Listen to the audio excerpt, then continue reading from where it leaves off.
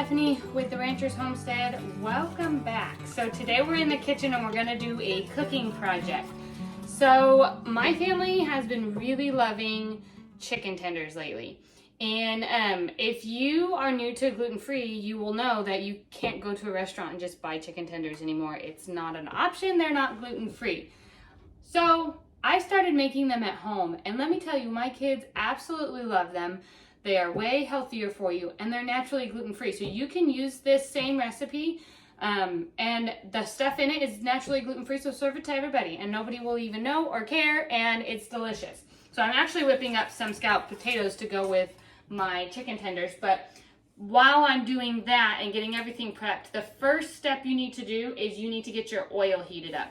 What you fry your chicken tenders in is going to matter in terms of health. So I don't use any kind of canola oil or vegetable oil, but what I do use in my house is avocado oil. That is one of my favorite oils to cook with. I love to fry things in it. It is expensive, so we don't fry things often, but I do like to fry things in it because it doesn't change the taste. When I fry things in olive oil, you can taste the olive oil. I've also heard that refined coconut oil is another good healthy oil to fry things in. I just haven't ever done it yet, but I want to try that because that would be maybe a cheaper option than avocado oil. I buy my avocado oil on Azure Standard in bulk pretty much every month or every other month. I also can get some at Costco. So they just started carrying avocado oil at Costco, so that works really well too. What you need to remember when you are doing your frying is whether it's donuts or chicken or fish or whatever you are frying, you want to make sure that your oil is very, very hot, like 375 degrees, probably no more than 400, but between 375 to 400 degrees before you ever put anything in. Because what happens is if you put it in before that, it's not hot enough to fry it or cook it.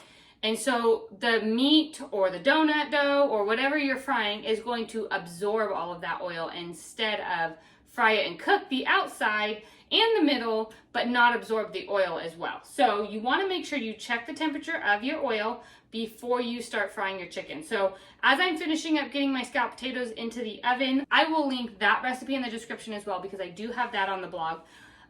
I got my oil on and I have it on my electric stove to about 7, so it is pretty high. I'm gonna get it nice and heated up while I finish my scalloped potatoes, and then we will go ahead and get our mixture mixed up to be able to dip all of our chicken tenders in.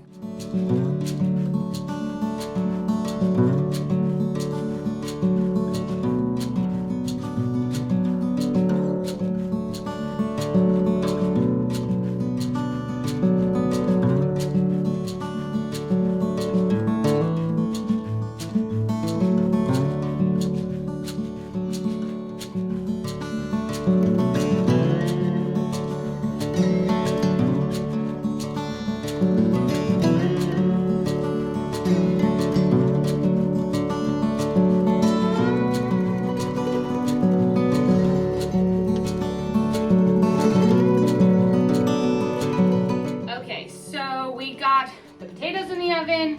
My oil is still heating up. Actually, we'll go ahead and check that and see where we're at.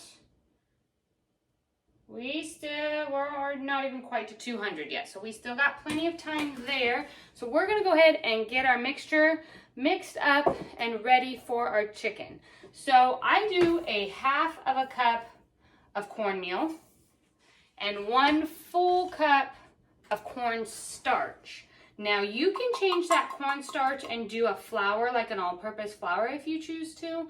I would highly recommend if you do that to do a couple tablespoons of cornstarch. The cornstarch is what's going to give you that really crispiness. And so I always do that. Since I like to make ours gluten-free, I don't add any other different flour. If I need to, I'll add a little bit more cornmeal to give it a little bit more of a grit. But for the most part, this just works fine for me. So I'm going to go ahead and mix it all up. Okay, and now I'm just going to add in 3 teaspoons of seasoned salt. And I use my homemade seasoned salt. I will link it in the description, but you can use store-bought if that's what you have. This is just seasoning to our liking. So all of this you can change however you would like. I'm going to do 1 teaspoon of lemon pepper.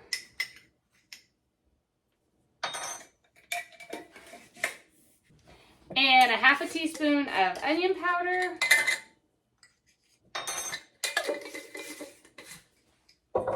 And a 1/2 teaspoon of garlic powder.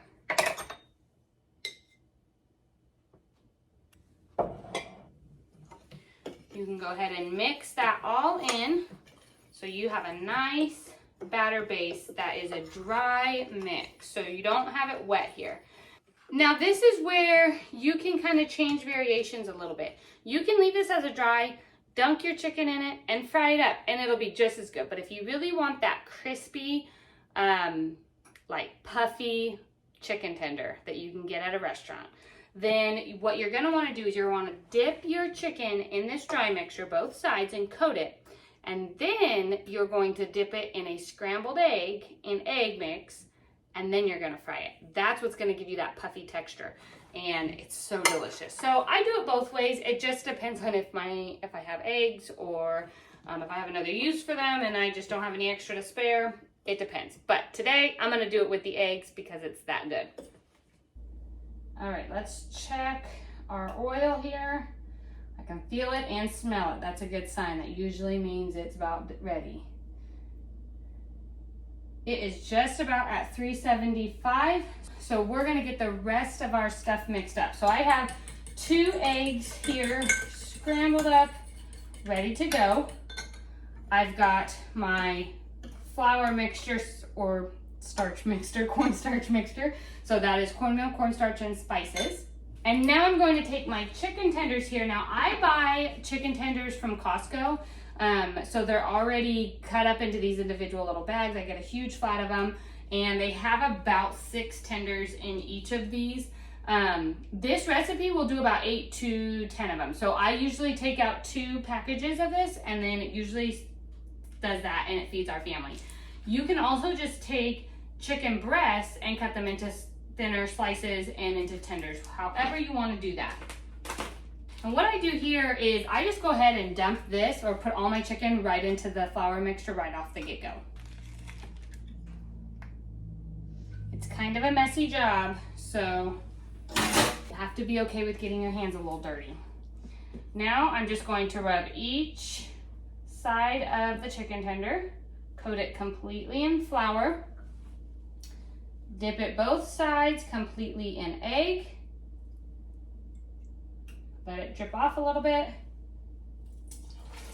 and put them right in. I'm going to do that with as many that will fit in my Dutch oven here.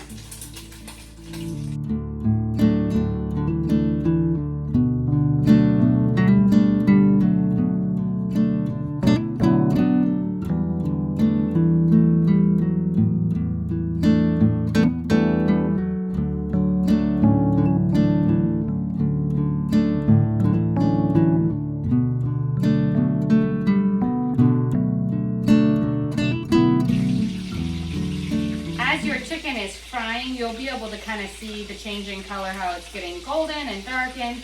As it does, I actually use this spoon for cheese making, but it's perfect for frying fish or anything else. And I just flip them over so that both sides get cooked. You want the internal temperature of your chicken to be 170 or higher. So 170 is like the sweet spot. That means it's cooked all the way through and good, but it won't be too dry. So I always check the internal temperature as I'm going to make sure that I'm reaching 170 degrees internally so that all of my chicken is safe to eat. Now I'm just gonna go ahead and work through the other package of chicken as well and do the exact same process and get them all into my oil.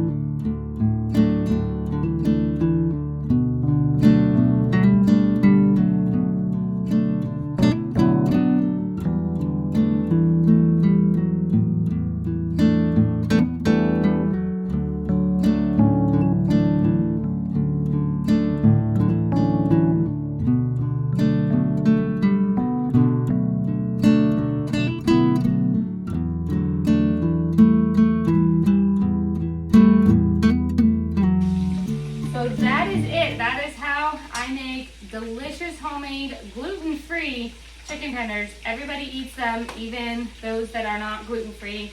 Think that they're great, taste just like a restaurant, but they're healthier for you because they're using a good oil. What you fry your chicken in, or anything in, does matter to your body. So make sure you're using a good healthy oil to fry them in, and get yourself some chicken tenders. You won't be disappointed. They are delicious. Make sure to like and subscribe to the video. I send out one new video every single week. The link to my blog is in the description. Jump on over to the blog and become an email subscriber and join our homesteading community over there. I send out recipes, ranch life, gardening, canning, all of those things over there once a week in an email. So I hope this video was helpful. I hope that you go get some chicken tenders made up, and we will see you next time. Take care.